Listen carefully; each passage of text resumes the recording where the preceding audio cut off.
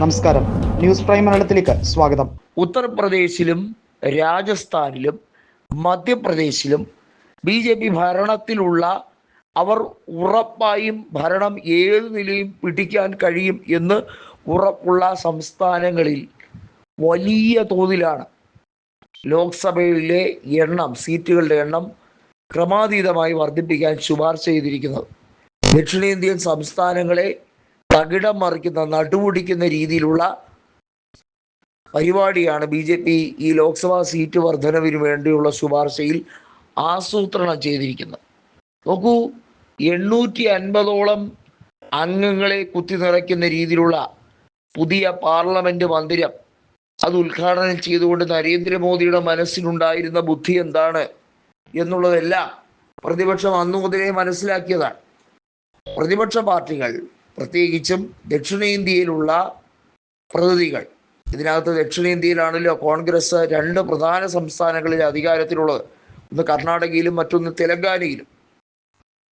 വളരെ വ്യക്തമായി തന്നെ കോൺഗ്രസ് എടുത്തിരിക്കുന്ന നിലപാട് ഈ രാജ്യത്തെ തന്നെ വിഭജിക്കുന്ന രീതിയിൽ ലോക്സഭാ സീറ്റുകളുടെ എണ്ണത്തിൽ ദക്ഷിണേന്ത്യൻ പ്രാധാന്യം കുറയ്ക്കുക, ഏറ്റവും കൂടുതൽ അവരുടെ GDP നിരക്ക് നോക്കൂ, പ്രതിപക്ഷ പാർട്ടികൾ ഭരിക്കുന്ന സംസ്ഥാനങ്ങളിലെ GDP നിരക്ക്, അവിടുത്തെ ഉൽപാദനം, സർവീസ് ആയിരുന്നാലും അതല്ലെങ്കിൽ ഭക്ഷ്യവസ്തുക്കളുടെ കാര്യങ്ങളിലായിരുന്നാലും അവർ എടുക്കുന്ന എഫോർട്ട്, അവരുടെ ഫാമിലി പ്ലാനിങ് മെത്തേഡ് എത്രത്തോളം വിജയകരമായിരുന്നു എന്നതിൻ്റെയാണ് പോപ്പുലേഷൻ കൺട്രോൾ നടത്തിയിരിക്കുന്നത്.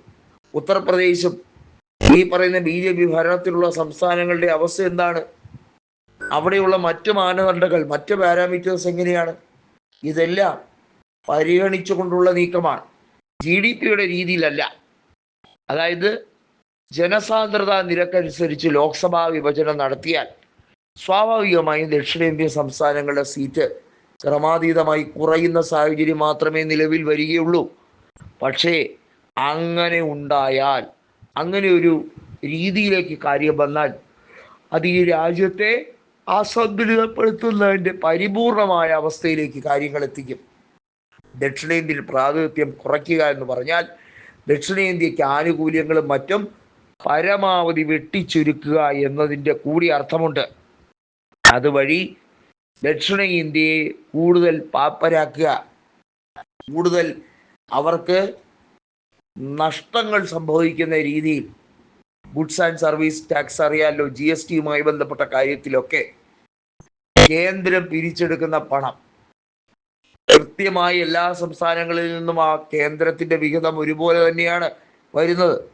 എന്നാൽ കേന്ദ്രം തിരിച്ചു കൊടുക്കുന്ന സഹായങ്ങൾ എങ്ങനെയൊക്കെയാണ്, അതിനെ വളരെ വ്യക്തമായി പഠിക്കുമ്പോൾ, അതിനെ ആസ്പദമായി പഠിക്കുമ്പോൾ, കഴിഞ്ഞ ഏതാനും വർഷങ്ങളായി യൂണിയൻ ബഡ്ജറ്റിൽ ദക്ഷിണേന്ത്യൻ സംസ്ഥാനങ്ങളെ പരിപൂർണമായി മെൻഷൻ പോലും ചെയ്യാതെ, ഒന്ന് പരിഗണിക്കുക പോലും ചെയ്യാതെ നടത്തുന്ന അതിൻ്റെ ഏറ്റവും ഉച്ചസ്ഥായിലേക്ക് എത്തും. ഇതാണ് സംഭവിക്കാൻ പോകുന്നത്. ഡീലിമിറ്റേഷനിലൂടെ ദക്ഷിണേന്ത്യയെ പരിപൂർണമായി പ്രാതിനിധ്യമില്ലാത്ത രീതിയിലേക്ക് കൊണ്ടുവരിക. 150-ൽ താഴെ സീറ്റുകൾ മാത്രം, 850 ലോക്സഭാ സീറ്റുകളിൽ ദക്ഷിണേന്ത്യയുടെ പ്രാതിനിധ്യം മതി എന്ന രീതിയിലേക്കാണ് കേന്ദ്രത്തിൽ BJPയുടെ ശുപാർശ എന്നുള്ളത് നമ്മൾ മനസ്സിലാക്കണം.